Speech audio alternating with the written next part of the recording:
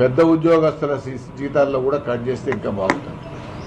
ఎంత మొత్తం ఎక్కువైతే అంత తొందరగా రిటైర్ అయినటువంటి ఎంప్లాయీస్, ఇప్పటికి 2 దరఖాస్తులు నా చేతులు ఉన్నాయి.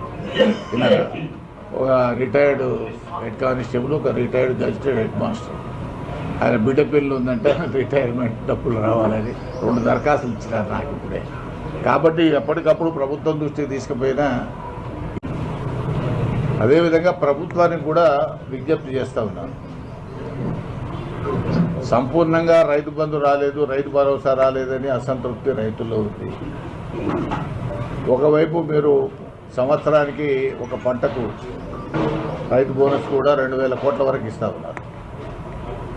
ఈ మల్టిపుల్ వాటితోని ఆర్థిక భారం ప్రభుత్వం మీద కూడా పడతారు. కాబట్టి దీని మీద మీరు ఒక చర్య తీసుకొని ఏదో ఒకటి పూర్తిగా ఇచ్చేటట్టు ఏర్పాటు చేయాలి. ఎందుకంటే దాంట్లో ప్రధానంగా రైతు భరోసాను కనుక మీరు ఇచ్చి ఈ బోనస్ విషయంలో కొంత ఆలోచన చేయాల్సి ఉంటుంది. కానీ కొంతమంది రైతులు బోనసే బాగుంది రైతు భరోసా కంటే అనే వాళ్ళు కూడా ఉన్నారు. కాకపోతే